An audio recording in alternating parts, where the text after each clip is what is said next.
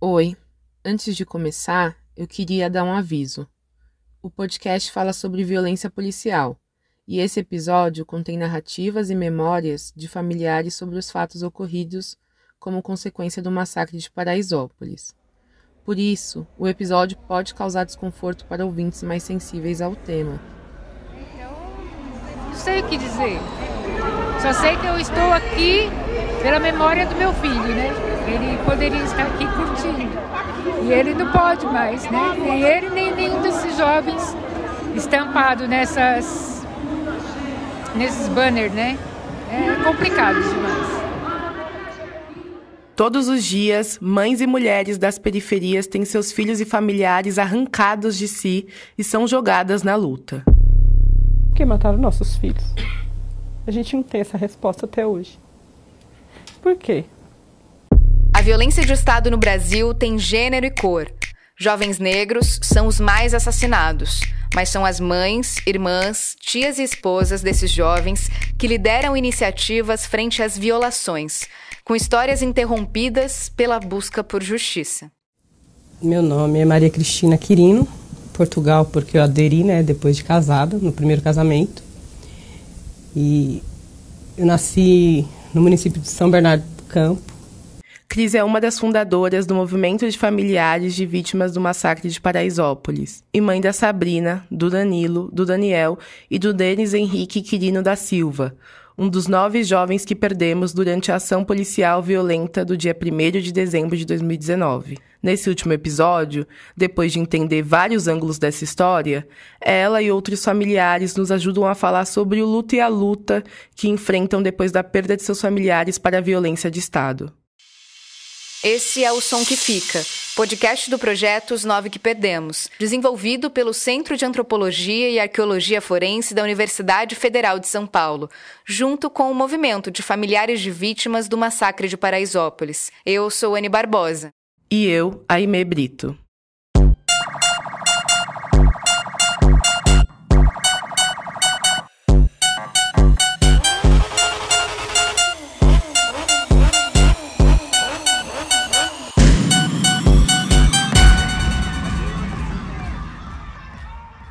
Quando eu conheci a Cris num café ali na região do Bexiga, em São Paulo, uma coisa logo de cara me chamou a atenção. A mão dela. 3 frases tatuadas bem no dorso. Não foi resistência, não foi pisoteamento, não foi socorro. Ela tinha um olhar distante, mas ao mesmo tempo muito firme, potente. Com o tempo, pude entender de onde vinha aquela determinação. As frases na mão dela são símbolo de uma batalha que já dura mais de 5 anos. O movimento, que se tornou parte de uma luta antiga contra a violência policial no país, começou logo depois do massacre. Aí já entrei em contato com todos os familiares, porque eu tinha o telefone de alguns e os que eu não tinha eu fui pedindo para quem tem, quem não tem. Fiz um grupo com a família e a gente começou a conversar e se unimos para poder fazer justiça, Essa é a expressão. Mesmo que essa justiça não chegue para nós, porque a gente já teve nosso filho assassinado, mas a gente vai fazer justiça. Aí teve as manifestações de imediato, depois veio a primeira reunião com os familiares e eu comecei a ver pessoas que hoje eu reconheço que são militantes, ativistas, com falas que eu desconhecia e falando, sobre opressão, sobre as ações da polícia, sobre a forma errada que eles agem. E eu comecei a ter um entendimento a partir daí. Entendimento de que a partir dali seria preciso, primeiro, lutar pela verdade. Na versão divulgada inicialmente pelos policiais, as mortes foram consequência de um pisoteamento durante confusão que aconteceu com a chegada da polícia no baile. Só depois de um tempo, a Cris e outros parentes souberam que a perda que estavam lidando naquele momento, na verdade não era isolada, mas sim 9, juntas, que aconteceram ao mesmo tempo, no mesmo local e pelo mesmo motivo: asfixia por estarem presos em uma viela. Tanto que a primeira entrevista que a Cris chegou a dar ali na frente do hospital foi achando que o filho é quem estava no lugar errado e na hora errada. O que ele estava fazendo naquele local, na hora errada. Ele não soube se defender. Meu filho não soube se defender da correria, da muvuca. Os familiares não foram informados oficialmente em nenhum momento que se tratava de um caso de violência policial, nem receberam detalhes do que de fato tinha acontecido.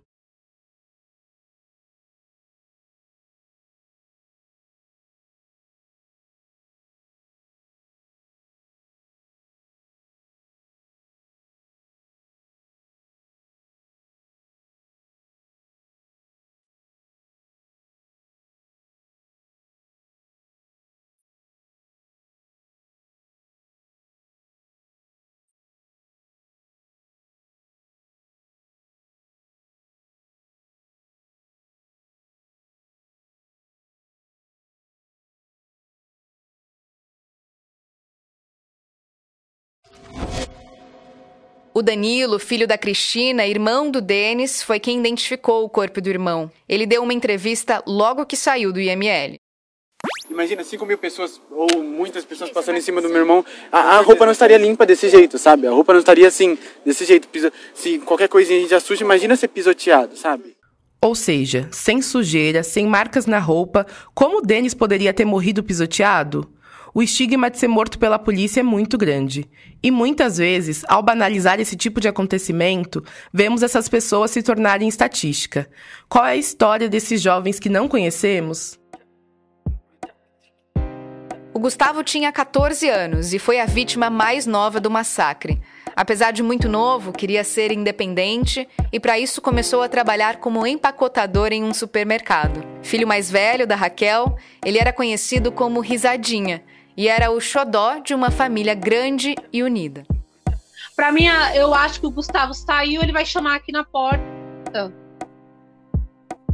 Eu não entendo até hoje a morte do Gu. Já o Matheus, de 23 anos, nasceu no interior da Bahia e tinha 10 irmãos. Ajudava na renda vendendo picolé, lavrava a terra com seu pai e participava dos cuidados da sua mãe, Maria José, que é cadeirante. 5 anos antes do massacre, ele mudou para São Paulo em busca de oportunidade. Trabalhou como vendedor de produtos de limpeza e, apesar da distância, falava sempre com a sua mãe. O Bruno, de 22 anos, era o caçula de uma família multirracial. Já trabalhava e pensava em ir para a faculdade. Ele ajudava a cuidar dos pais e era muito ligado ao sobrinho Cauã e à irmã madrinha, Vanine. O meu irmão, ele fazia projeto social na prefeitura de Mogi das Cruzes. Ele ia assim nos lugares carentes, ele ficava na barraquinha de algodão doce, ele se vestia de palhaço para as crianças, sempre para animar o próximo, sempre levando uma palavra de apoio, né? Gabriel, filho de Elizabeth e Reinaldo, tinha 20 anos. De criação evangélica, cresceu frequentando a igreja com a família. Mais velho, começou a trabalhar para ajudar em casa. No último dia de novembro de 2019, saiu para comemorar o aniversário de seu amigo, Bruno Gabriel, no baile da 17. O Denis Guilherme tinha 16 anos e era corintiano roxo. É o terceiro dos 4 filhos de Adriana Regina dos Santos.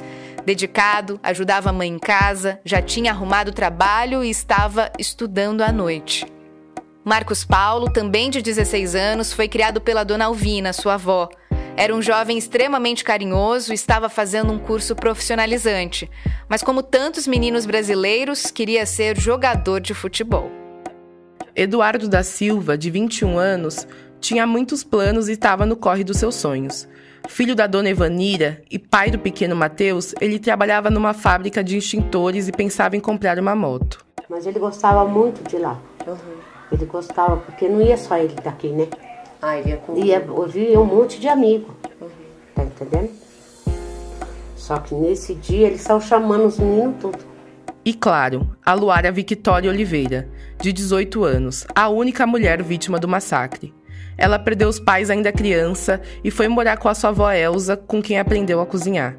Para onde fosse, ela carregava consigo a foto dos pais. Luara tinha começado a trabalhar como recepcionista e adorava samba e funk. Você também encontra as histórias sobre os 9 que perdemos na série Paraisópolis, 3 atos, 9 vidas, disponível no canal do YouTube do CAAF. O Denis Henrique, filho da Cris, também estudava, ajudava em casa e já trabalhava duro com limpeza de estofados.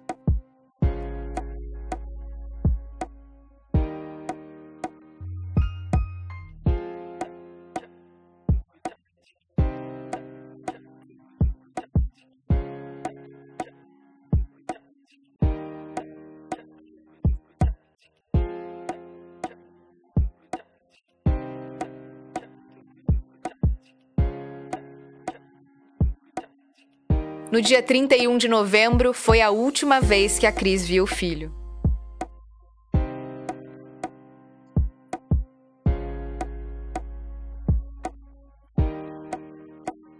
Depois do trabalho, Denis decidiu se encontrar com alguns amigos e juntos eles foram para o baile da 17.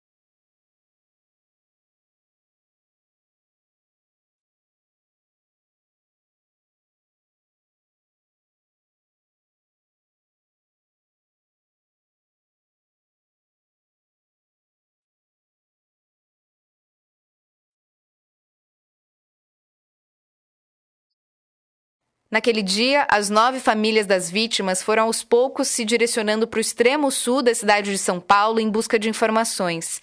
E como a gente já viu lá no 3º episódio, todos moravam bem longe dali. Já era de tarde quando Adriana Regina dos Santos, mãe do Denis Guilherme, saiu da Zona Leste com a filha Fernanda e foram para o Hospital Campo Limpo. Nenhum órgão tinha ligado para a família até então. Elas foram avisadas por conhecidos que ele podia estar lá.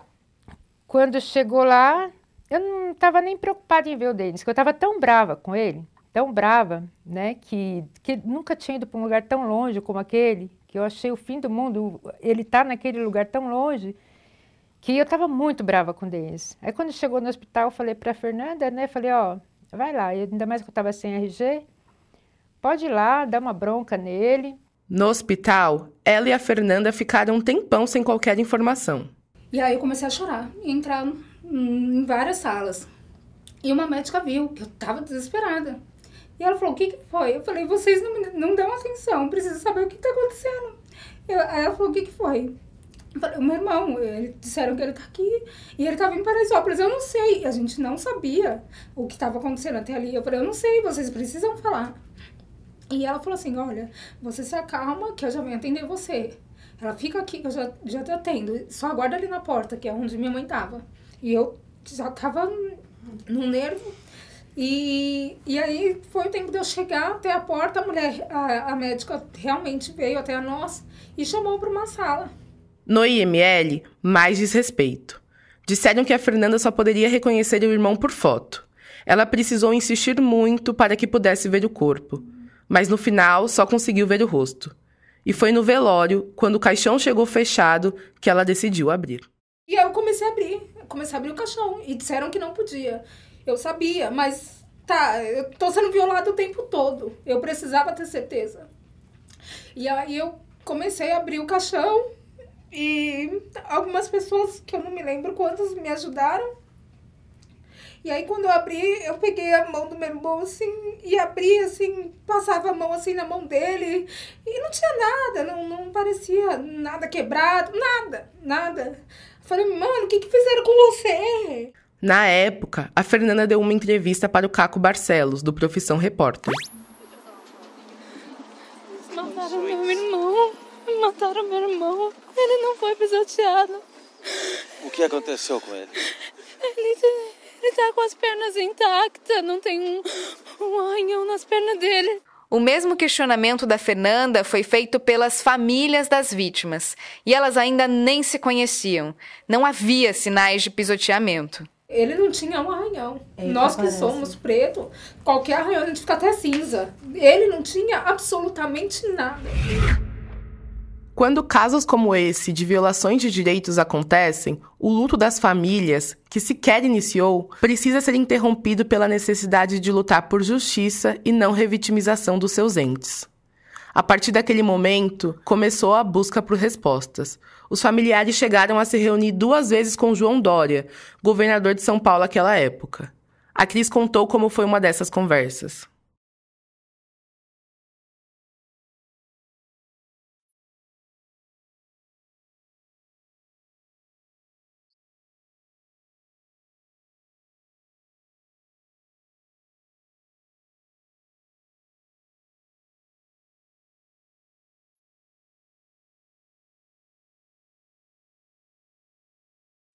O caso de Suzano, aquele onde 8 estudantes foram mortos na escola Raul Brasil em 2019, citado pelo governador, foi bem diferente.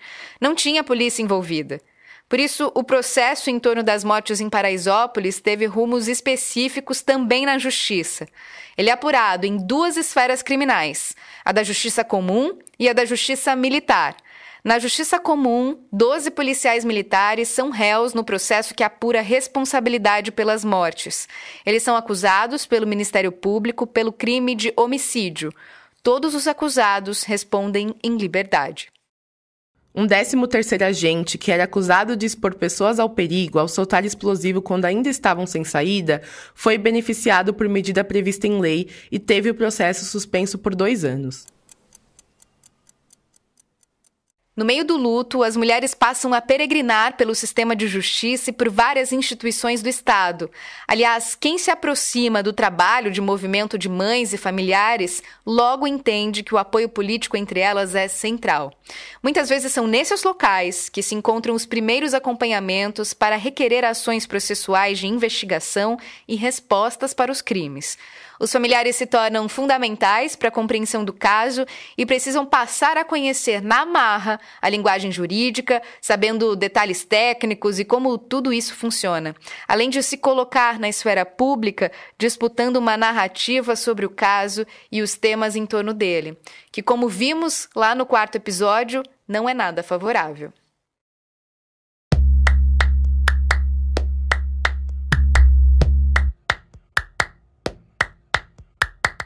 Bom, para entender o que aconteceu no processo até aqui, vamos com uma linha do tempo. A primeira audiência do caso só aconteceu no dia 25 de julho de 2023, 3 anos e meio depois do massacre.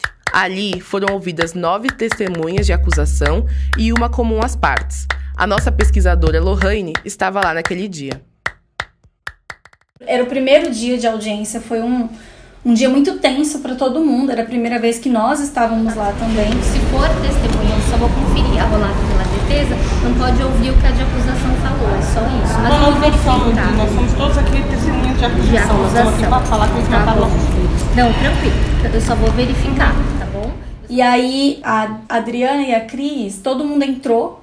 A gente fez uma fila, assim, ó, gigantesca, porque a gente passou o RG... Eu, pelo menos, tenho certeza que eu passei o meu RG 5 vezes na mão de algumas pessoas para entrar.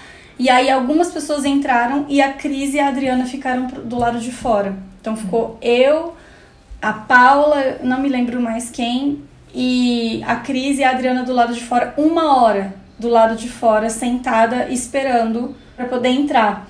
E ninguém dava informação de nada, assim. Ninguém dava informação, a gente voltou com café, voltou com pão, uma sentada em cada ponta, a gente esperando, uma tensão muito grande, porque estava cheio de imprensa lá fora. A Cris já tinha se emocionado muito, estava numa catarse muito grande ali, porque era a primeira audiência. Aquela cena, ela resume muito bem o que é você entrar dentro do judiciário, é o distanciamento, é o afastamento, é esses espaços que elas têm. A impessoalidade, o controle, o racismo. Desde a arquitetura do fórum até uma série de regras específicas e códigos de conduta que precisam ser seguidos nesses espaços, que vão desde as roupas permitidas até os horários de entrada e saída, há uma espécie de vigilância constante. Lá dentro, os espaços são amplos, brancos, todos iguais, e você quase não escuta barulho ou pessoas conversando. Dá a sensação que só por estar naquele local você já está errado ou representa algum perigo. Em uma das audiências do caso em que estive, fui barrada por conta de um vestido preto um pouco acima do joelho, praticamente do mesmo tamanho de uma das advogadas presentes na audiência. A segurança disse que não queria saber o que eu fazia da minha vida fora dali, mas que aquele vestido não era para aquele lugar. A segunda audiência do caso só ocorreu quase 6 meses depois, dia 18 de dezembro de 2023, com a participação de 3 testemunhas, sendo 2 pesquisadoras, entre elas a Desirê, com quem a gente conversou no último episódio. Já na terceira audiência, em 17 de maio de 2024, a Justiça ouviu mais 10 testemunhas, entre elas a Janaína, irmã do Eduardo Silva, que deu um depoimento muito seguro. Naquele dia, conversamos com ela para saber como ela se sentiu durante o depoimento. Eu me senti ali acurralada praticamente, mas a gente tem que ser forte, porque se a gente não for forte, a gente só enfraquece e a gente acaba caindo no chão pelos erros dos outros, porque não foi nem erro nosso, né? A dona Evanira, que já havia dado seu depoimento na primeira audiência, também estava lá. Ela, que sempre tem uma mensagem de encorajamento no fim das audiências, naquele dia parecia bem cansada e ciente de que o processo estava longe de acabar. Como que eu saio daqui? Com a sensação de justiça, né? Porque eu enrolo, e você nunca sai do lugar. Né? E o sofrimento continua. Né? Esse é o pior. Se a gente estava esgotada nessa audiência, depois de 5 horas dentro de um fórum, as duas ainda tinham mais um longo trajeto pela frente, da Barra Funda até Carapicuíba, onde moram. Além de toda a dor que elas lidam desde 2019, enquanto o processo não chega ao fim, é como se a vida ficasse meio que suspensa. É o enorme deslocamento, a angústia, a espera, além de dar conta da criação do neto, Matheus, que só tinha 2 anos quando perdeu o pai e tem todo o seu crescimento e formação construído sobre essa perda. Eu peço a Deus que eu consiga ver a justiça, tá entendendo? Porque eu não quero morrer agora, eu tenho o Matheus, não posso morrer agora. Sim. Tá entendendo? Conseguir comprar uma casa pro meu neto, né? Eu quero ver o Matheus crescer. Eu quero ser um pouquinho feliz com o meu netinho, mas eu quero também ver a justiça, né? Porque é difícil você perder um filho assim. Depois dessa audiência que a Janaína falou, no dia 26 de junho, chegamos à 4ª, onde foram ouvidas mais 5 testemunhas. Em 2 de agosto, mais 2 foram ouvidas. E dia 31 de janeiro deste ano, para que você não se perca, foi a 6ª audiência. Nessa foi a vez das testemunhas de defesa. E olha, ainda tem muita coisa pela frente.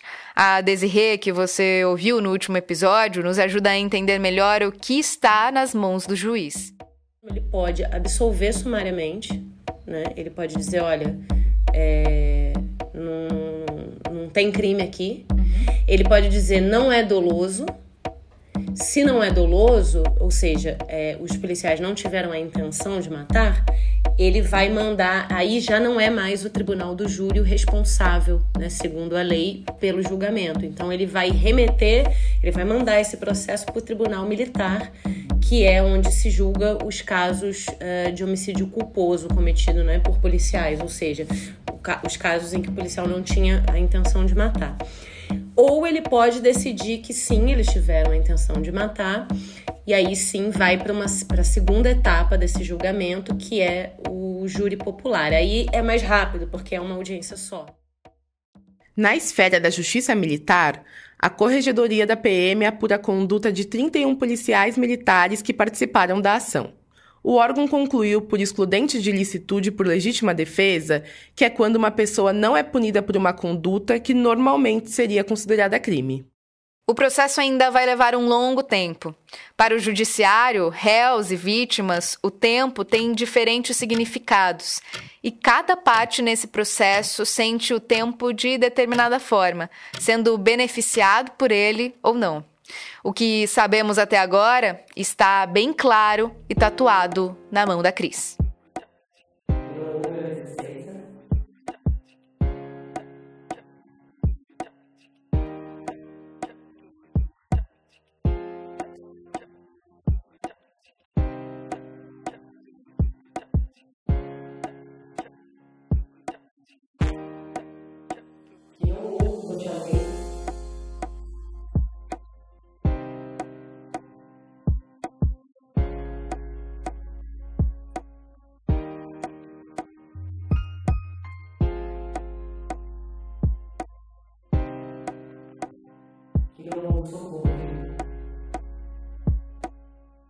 Isso tudo descoberto por meio de muita luta. E, cara, eu vou contar, eu nunca pensei que podia ser assim. Eu pensei que, assim, justiça fosse justa. Né? Você roubou, você vai preso. Você fez errado, você vai preso.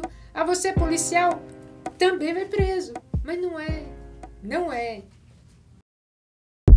Mesmo com uma grande resistência do poder público, cada ação do movimento tem contribuído para o debate em torno da violência policial no estado e no país. No caso do massacre de Paraisópolis, a repercussão foi também internacional. No ano seguinte ao ocorrido, em 2020, uma comitiva chegou a representar o Brasil na Comissão Interamericana de Direitos Humanos no Haiti. A Glória Maria, que falou com a gente lá no segundo episódio, estava lá junto com os familiares. No dia da fala foi bem tenso, né? Enfim, todo mundo chorou bastante, né? Fala da questão da dor, né? Do quanto isso fere o território, quanto isso fere as juventudes, enfim. E aí, o mais complicado, o mais, assim, foda da situação foi ouvir a resposta, né, do Estado, das pessoas que representavam ali o Estado, que era uma resposta muito fria, né? Uma galera foi lá, a gente falando sobre o que a gente estava sentindo, sobre como isso afeta a nossa vida, sobre que essas vidas não vão voltar mais, sobre a perca dessas mães, a perca dessas famílias, sobre a criminalização do funk, enfim, colocando tudo isso, todos os nossos sentimentos, jogando tudo pra fora, chorando tudo isso, e aí os caras vêm e lêem um papel pra gente, sabe? Tipo, de um texto chato, um texto chato, duro, sabe? Tipo, mano, não quero ouvir isso do seu lado, tá ligado? Não quero. E aí eu acho muito desrespeitoso isso. Por isso, os movimentos de familiares de vítimas da violência do Estado são tão importantes.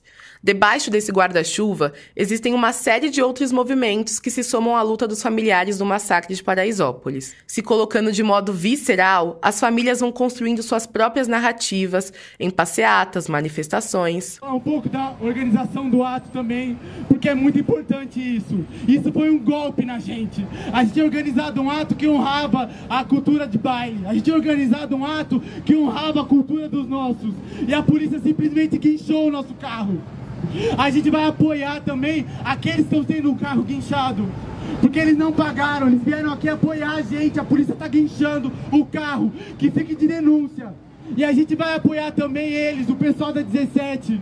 Porque é isso, não pode ver um paredão, não pode ver uns favelados organizados reunidos, que tem que acabar a manifestação, tem que acabar o barulho, mas não vai acabar. Participações em eventos, posicionamentos nas redes sociais, contribuições diretas para a Defensoria Pública e no nosso trabalho no projeto Os 9 que Perdemos. E o que elas não cansam de reforçar é que não faltam provas documentais para compreender o real objetivo da polícia naquele dia.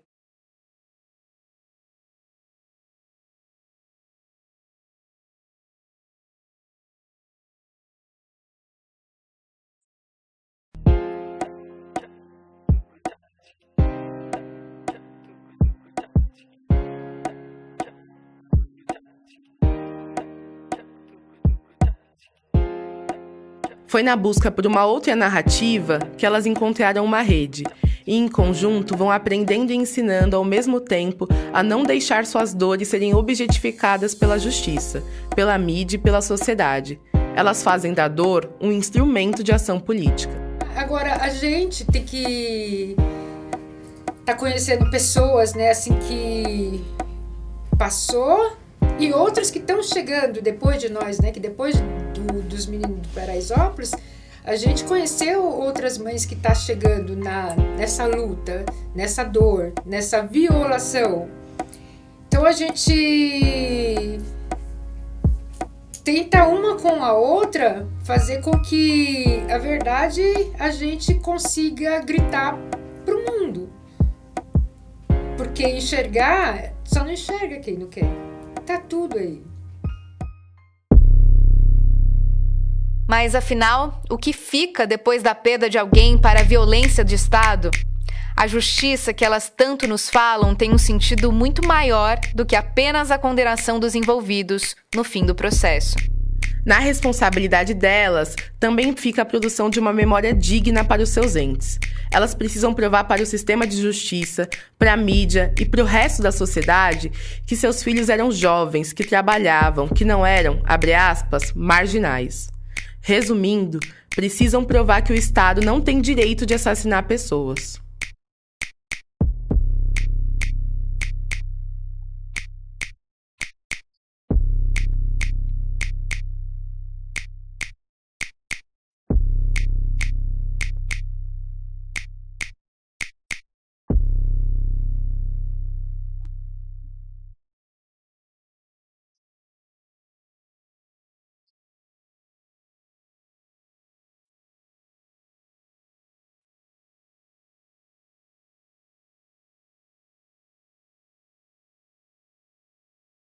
Ele tinha tudo. Ele tinha mãe, ele tinha pai, ele tinha irmãos, ele tinha família, ele tinha amor, ele tinha tudo. E o Estado conseguiu tirar de mim o que ele não me deu. Como em muitos casos, nas audiências do massacre que acompanhei, era comum que a defesa dos policiais usasse de narrativas de criminalização para colocar nos jovens e nas suas famílias a responsabilidade pelo que aconteceu. Ou seja, o fato deles frequentarem baile e suas vidas anteriores ganhavam destaque. Por isso, no fim, e nem sempre por escolha, os familiares se tornam ativistas e militantes, utilizando suas histórias pessoais para chamar atenção para a violência sistêmica e lutar por mudanças na política de segurança pública. Precisamos ser fortes, nós não temos alternativa. Ou é ou não é, não tem... Não vou nem dizer que temos que ser fortes, tem que ser, não temos escolha. Então, estar aqui hoje não foi escolha, eu ir para a rua não é uma escolha, eu não gosto de estar em... É necessário, é necessidade.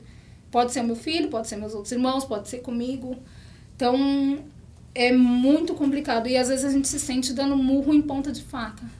Afinal, sem mudança nas políticas, não há reparação possível. Não é reparável. Eu acho que isso é a primeira coisa que tem que falar, né? Que eu acho que, enfim, né? Cada um é cada um, cada família é cada família, e eu não tô falando pelas famílias aqui, por família nenhuma. Mas, assim, uma vida não é reparável, não tem o que reparar, né? Agora, é uma coisa muito impressionante, eu trabalho com esse tema há muitos anos, né, com o tema da violência de Estado, né, e com familiares de vítimas de violência de Estado.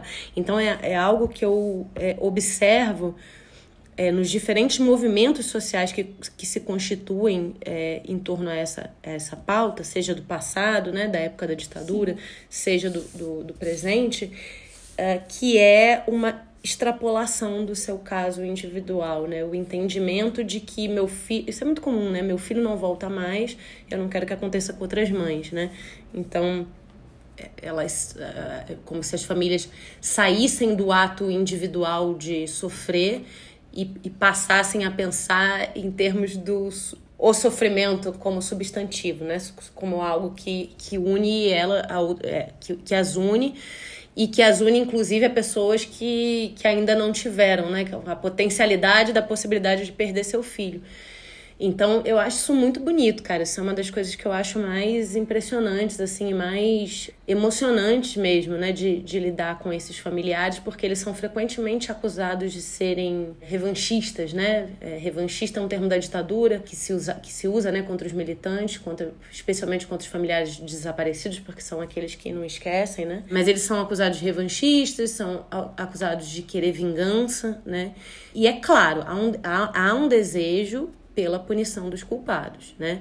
Muito forte, muito grande. Isso é uma coisa central, né? Não dá para dizer que os familiares são antipunitivistas ou estão dizendo que não precisa punir, só precisa mudar a política. Não é isso. Eles querem a punição, né, dos culpados. Mas eles também têm a compreensão, né, de que se não houver uma mudança, né, na maneira como a polícia lida com os territórios periféricos, com os ilegalismos, né, urbanos, com os ilegalismos populares, né, porque a polícia não age da mesma maneira com os ilegalismos das elites. em especial com o baile funk, né, com a questão do baile funk, não tem como, né, porque a cada menino que se vai é uma dor que eles sofrem como se fosse deles, né, como se estivesse revivendo também isso, né. Então, eu acho que tem esse processo de coletivização do luto, assim, que é muito bonito de acompanhar e é muito difícil a gente não se envolver, né, com isso, porque é uma luta justa, é uma luta absolutamente justa. E por falar em luta e luta, em 2024 começamos a perceber que esse direito tem sido nitidamente violado pelos agentes do Estado. Houve uma crescente ofensiva aos velórios e enterros desses jovens, com a ida de policiais a esses locais, fazendo abordagens agressivas e impetuosas, causando mais aflição, tormento e revitimizando as pessoas.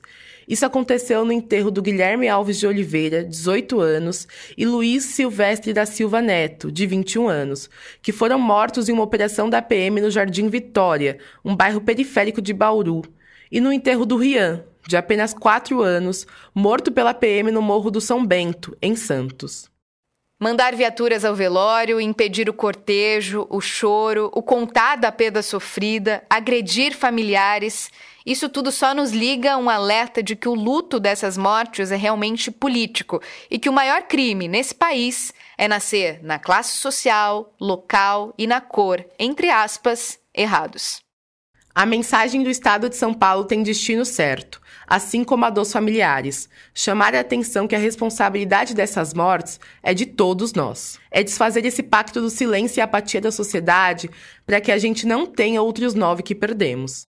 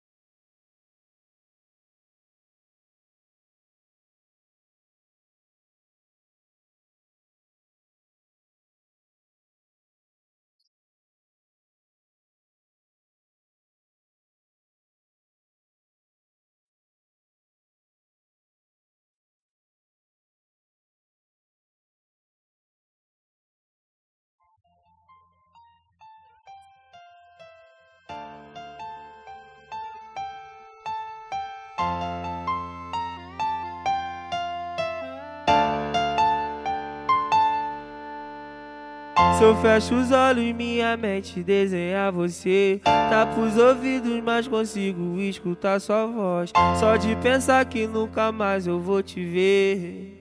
Dói, dói, dói. Que mundo é esse tão cruel que a gente vive? A covardia superando a pureza. O inimigo usa forças que oprimem, oprimem. Vai na paz, irmão, fica com Deus. Eu sei que um dia eu vou te encontrar. Valeu, menor, espera eu chegar. Valeu, menor, espera eu chegar. Que mundo é esse tão cruel que a gente vive? A covardia superando a pureza. O inimigo usa forças que oprimem, oprimem. Essa música virou hino para os jovens e familiares que vivem o luto de perder outros jovens de forma precoce e violenta. Espera Chegar, de Kevin e o Chris, aparece como trilha sonora de atos e homenagens. Esse projeto e o podcast são pautados sobretudo nas perguntas feitas pelos familiares. Eles são nossa engrenagem e o que nos trouxeram até aqui. A dona Evanira, que você ouviu nesse episódio, esperou esse tempo todo por uma resposta digna para o caso, mas acabou falecendo no dia 29 de abril de 2025, durante a edição desse podcast. Por ela e pelos familiares, seguimos na busca por respostas, pressionando para que o tempo da justiça seja justo e para que os desejos da dona Evanira, para quem a gente dedica esse podcast como homenagem, se cumpram. Um som que fica por muitas justiças. Quando tiver justiça, Eu vou fazer uma festa naquela rua. Já mandaram fazer as camisetas do meu filho. Vai ser um trelelê, vai ser uma seresta. Que olha, minha filha. O podcast O Som que Fica chega ao fim. Muito obrigada por ter nos acompanhado nessa história. Você pode acompanhar os próximos passos do movimento de familiares de vítima do massacre de Paraisópolis pelas redes sociais e pelo site os9queperdemos.com.br. O 9 é numeral. Lá tem todas as informações sobre o caso, os relatórios e demais trabalhos produzidos pelo projeto. Até mais! O Som que Fica é uma produção sem fins lucrativos, realizada com propósito exclusivamente informativo e educativo. Não há monetização envolvida em sua veiculação. O uso é jornalístico com materiais previamente publicados. Esse podcast foi produzido pelo Centro de Antropologia e Arqueologia Forense da Universidade Federal de São Paulo. A pesquisa, reportagem, roteiro e narração são de Anne Barbosa, Lohane Rodrigues e Aimee Brito. A gravação em estúdio é da Munhá Produções, com trabalho técnico de Humberto Marquezine. A edição, sonorização e finalização é da Lara Ramos. O projeto Os 9 que Perdemos é coordenado por Desirê Azevedo. Este episódio usou áudios do programa Coleta Regular de Testemunhos do Memorial da Resistência do Estado de São Paulo, Jornalistas Livres, Band, UOL, Fluxo Filmes e Profissão Repórter. Usou a música Espera Eu Chegar, de Kevin o Cris e MC Cajá, e usou bases de funk de produtor Alemão Beats, Sushi Boy 011, DJ Cris 011, DJ L Chavoso e DJ Chaves.